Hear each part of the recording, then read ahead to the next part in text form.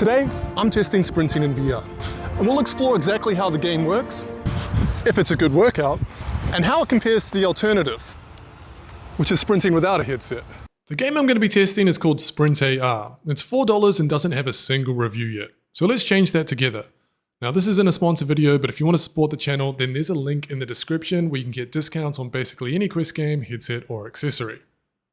It says you need at least 6.5 by 6.5 feet, but realistically you're going to want way more than that and be doing this either outside or in some form of gym. The app is pretty easy to use, it only uses hand tracking, and in the main menu you can select from a variety of drills and it will automatically place cones down for you and even show you an overlay on how to complete that drill. Once you enter the circle, a countdown timer will begin and off you go. In today's workout, I started with the 20-meter beep test, which immediately got my heart rate up.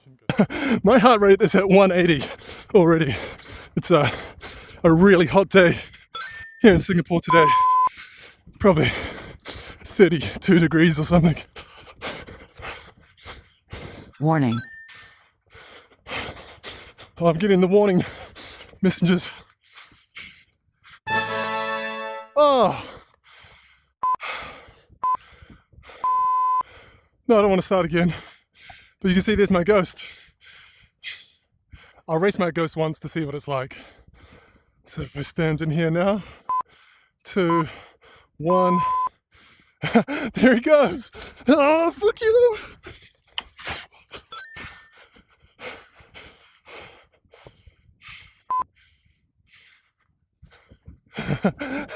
That is so cool.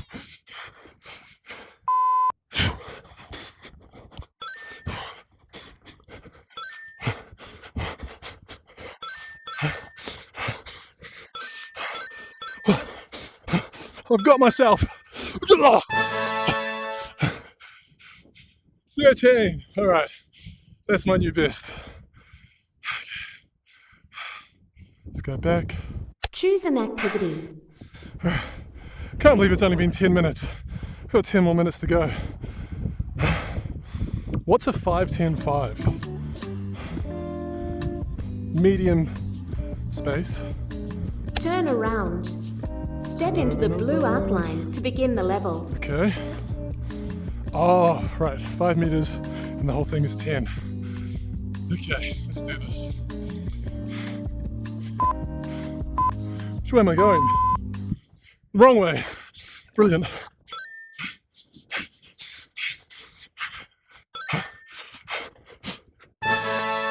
Oh, that's it? Okay, I can do way better than that.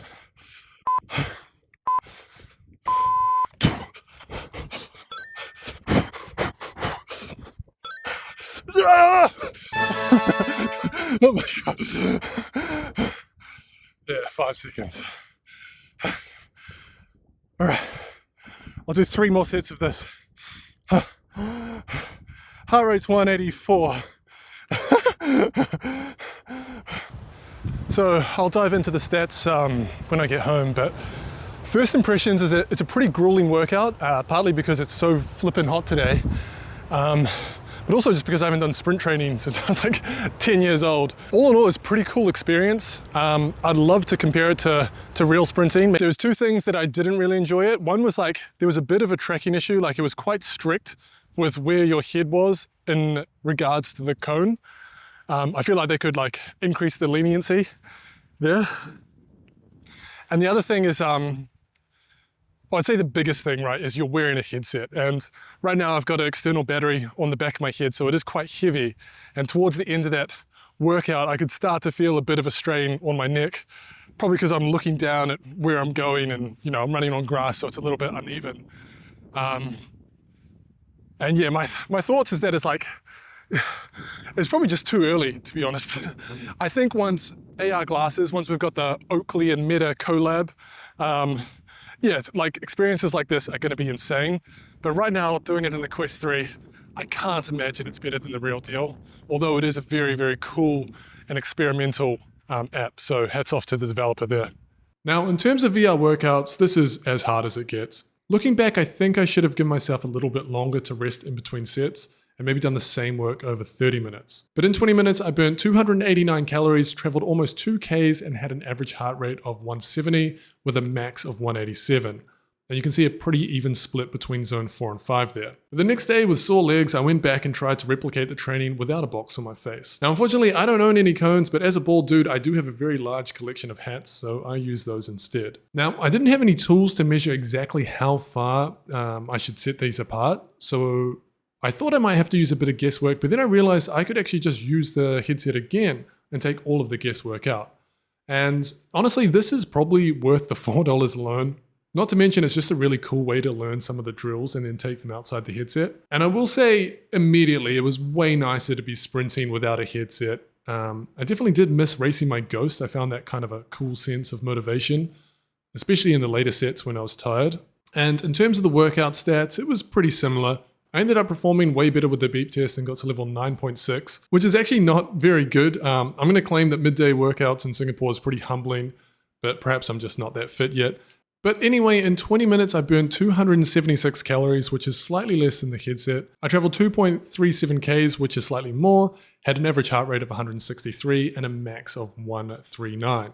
So let's review it. Now, I'm always a little bit more generous on the Quest store. I know how much it means to these small devs to get a good review, so I'm going to give them 5 out of 5. Mostly because for $4, I now have a new training method in my toolkit that I honestly wouldn't have done if I didn't try this game. These drills might seem really basic to anyone that's played a team sport, but my high school team sport of choice was 10-man progression and Icecrown Citadel, so I definitely learned something new. I'm not going to commit to playing this once a week or anything like that. More like, if I have fresh legs, it's a nice day out, then why not go down to the park and do a few sprint drills, either in the headset or without. And the main downside is really a limit of the technology. But once we get these experiences into AR glasses, man, my Ghost is going down. Thanks so much for watching, and if you want to see another decent VR workout, you can watch this one next.